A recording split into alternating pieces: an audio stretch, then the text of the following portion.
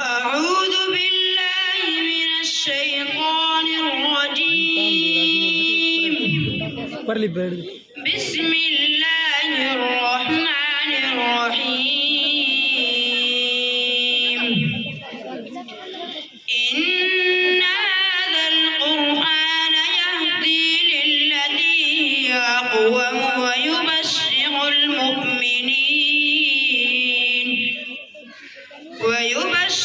المؤمنين الذين يعملون الصالحات أن لهم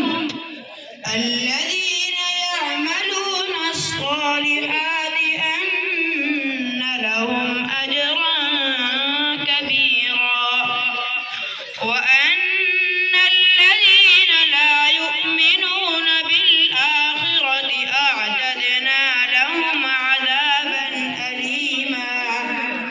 ويدعو الإنسان بالشر دعاءه بالخير، وكان الإنسان عجولا. وجعلنا الليل والنهار آيتين فمحونا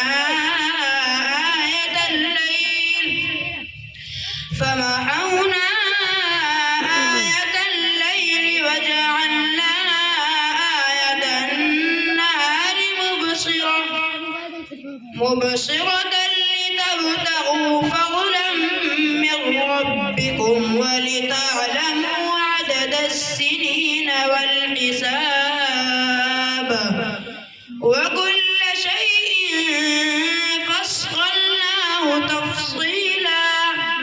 وكل إنسان ألزمناه طائره في عنقه